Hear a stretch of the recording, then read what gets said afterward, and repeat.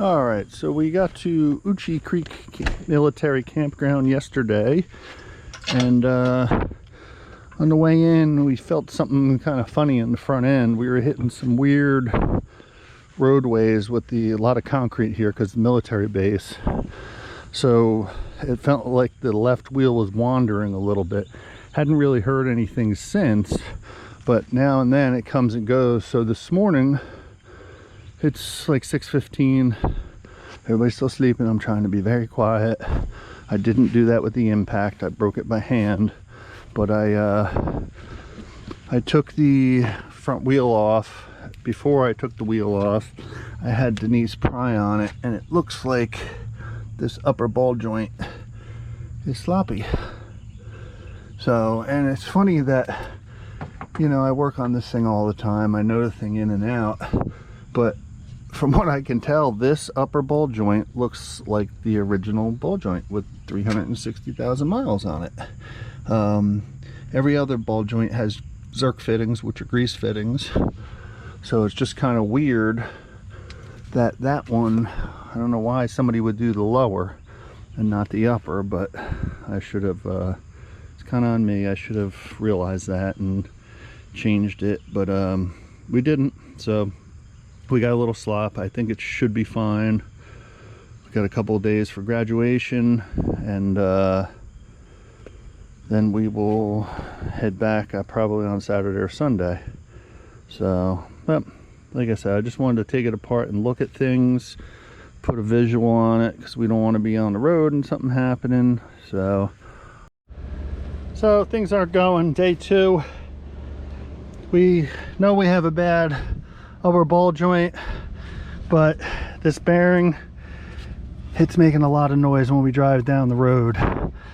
So it's literally 97 degrees in the sun, and we are taking this apart.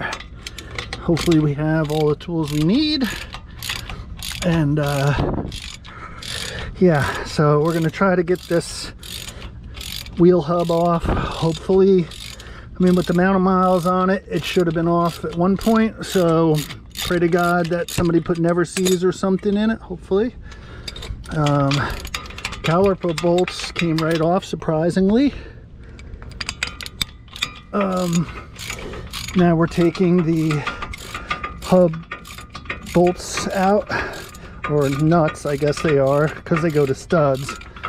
So I'm gonna turn the wheel the other way, try to get the front part, and hopefully keep our fingers crossed. If this comes out easy, it'll be a miracle. This truck does cease to amaze me sometimes, how easy stuff comes apart. So we'll keep our fingers crossed, and I'm gonna start the truck back up, turn the wheel the opposite way. Every time I do that, I get a little breath of air conditioning. Just got to be careful because we are working on a bottle jack, which isn't the most stable. I do have the wheel underneath, which does help, but all right, we got to get in there, try to crack that loose. Can't do it with holding you, so as soon as we get cracked loose, I'll show you. All right, so we're back, got the other bolts out. They came out very easily. I'm gonna try something a little different here. They say take this whole assembly out.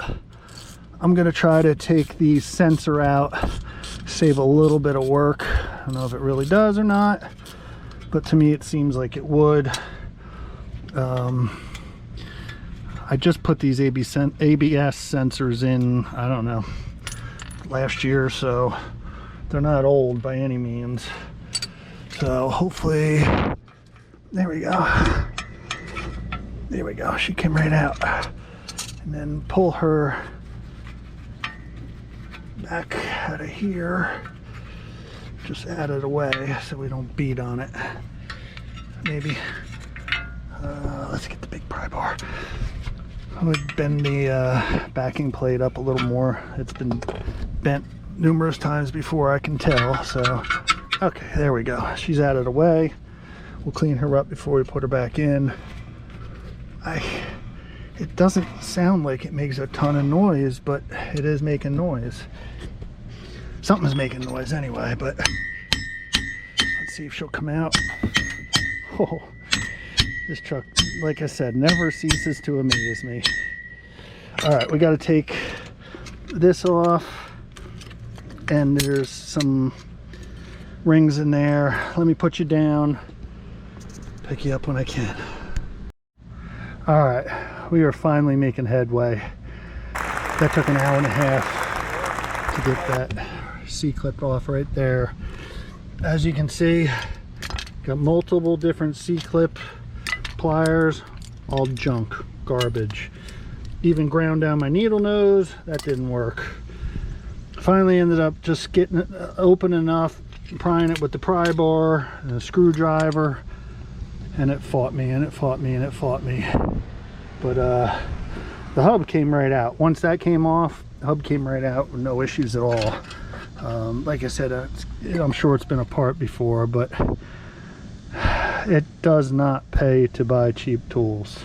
Really doesn't. First thing I'm doing when I get home is I'm going to order a really good pair of snap ring pliers. These are just, you squeeze them and that they don't open up enough and they collapse. This one broke first time I used it. I ended up taking the grinder, grinding the tips off, and then, like I said, even tried doing my needle nose, grinding them down, which didn't, it helped, but it didn't really work. But like I said, don't buy cheap junk. It's not worth it. It really isn't, especially when you're in a bind.